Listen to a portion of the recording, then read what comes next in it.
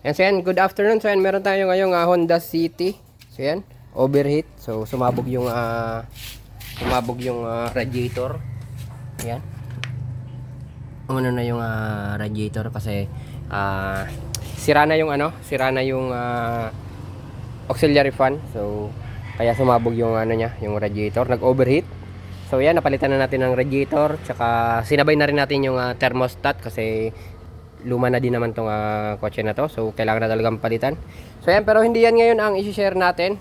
So ito, i-share ko sa inyo itong isang pinakamalupit na car tester na nahanap ko. So yan, i-share ko sa inyo yung mga function. So yan, ito ay budget lang, pero ang function niya is parang yung naka 3,000 ka na car tester.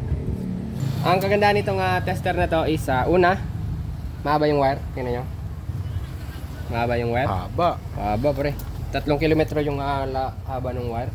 Tapos iniipit din siya sa positive at negative. At the same time, pwede ka na mag-test ng voltahe ng battery. Yan yung pinakauna niyang function. Actually, napakaraming function nito. Isa-isahin natin. Una, yung voltahe. Yan, nakaka-test tayo yung voltahe. So, ayan. Pangalawa, nakaka-test din to ng yan. Yan. Nakaka-test siya kung ang tinetest nyo is positive or negative. At saka once na nag-test din kayo sa malayo, dun sa dulo ng wirings, tinap nyo na sa positive, makikita nyo na rin yung voltage dun sa dulo. Kung 10 volts yung mariread niya dun sa dulo, meaning nag-voltage drop, mayroong problema sa linya. Yun yung second function niya. So, yan. Ang ikatatlong function niya, so pwede tayong mag-inject ng voltage dito. So, hindi na natin kailangan maghanap-hanap pa ng wire para ma-jumper para dun sa mga parts na tinetester natin. Halimbawa, bumbilya, relay, fan, katulad nito, halimbawa ito. Halimbawa, ito yung linya ng auxiliary fan na kabila, yung main yung sira, pero yung sa aircon okay naman. So yan, matetest natin. So mag-inject tayo dito ng positive. So yan, lapit mo pre. Kung makikita nyo, negative yung nare-read nya kasi dumaan yung resistance sa fan motor, kaya negative yung nadetect nya. Pero once na nag-inject tayo ng positive, yan, tingnan nyo, narinig nyo ba? Umaandar na yung auxiliary fan, meaning successful yung inject natin ng positive.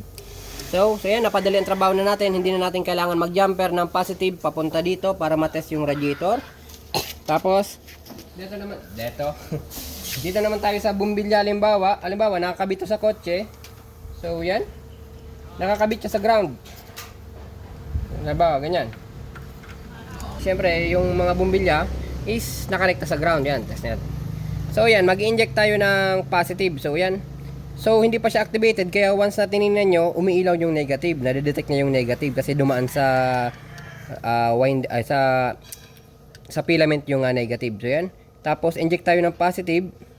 Yan, umilaw na. Yan, yan, pakaganda. Hindi lang siya pang positive, pwede rin siya mag-inject ng negative. So yan, ilipat natin sa halimbawa relay tong bumbilya. So yung relay nakatap siya sa rekta sa positive, so negative yung trigger niya. So yan, pag tinignan niyo sa tester, umiilaw yung positive. Tapos pipindutin niyo to sa baba. Itong switch na tong toggle, positive yung taas, tsaka yung baba is negative. So yan, inject tayo ng negative. Yan, tingnan, umilaw kahit sa positive nakatap yung isa. Yan. So yan. Tapos halimbawa, meron kayong component na nakatanggal na. Halimbawa to, nakatanggal na. Hindi na nakalagay yung isang paa sa negative or yung isang paa sa positive. Merong common ground yung tester na to. Yan. I-tap nyo lang yung negative dito. Tsaka i-tap nyo rin sa dulo yung isa. So yan, na-detect niya yung negative. Tsaka i-activate natin. I-click natin yung positive na toggle. Yan, umilaw na siya. So yun, sa pamamagitan nitong tester na to, hindi na tayo mahihirapan mag-test ng mga component. So yan, ito pa yung napakagandang function nito. So nakailang function na tayo. Ayan, basta marami. So yan, More than one. more than one. So, ang sa function nito is meron siyang overload protection. Halimbawa, shorted yung linya natin na tinetest. Nag-inject tayo ng positive, naka-ground yung wire natin. Yan. Tinan nyo, namamatay. Pero nagsisend na yan ng signal ng 8 amps. So, pag lumampas 8 amps yung ano natin, yung sinesend natin doon na injection, so, marinig nyo magbabas. Yan, tinan nyo. Yun. Meaning, yan, gumagana na yung circuit breaker niya. Yan. Wala nang voltaheng dumadalo yan kasi gumagana na yung circuit breaker. Once na narinig nyo yung bus, meaning shorted yung linya na tinetest nyo. So yan, napakaganda. Ulitin ko, hindi to mahal. Nasa around 700 pesos lang yung bili ko nito. 500 yung bili ko, sasabay na yung voucher. So ayan, kompleto na siya ng functions. Yan, may tester na siya ng volt, positive negative detection, meron din siyang ilaw, matalim yung dulo. Pag pagkaway mo yung customer, diretso saksakin mo na yung putang. Pwede pa ba pantest ng addict yan? Ayan. Tapos, ang kagandahan pa dito is halos lahat ng function niya andun sa our 3,000 na ganito.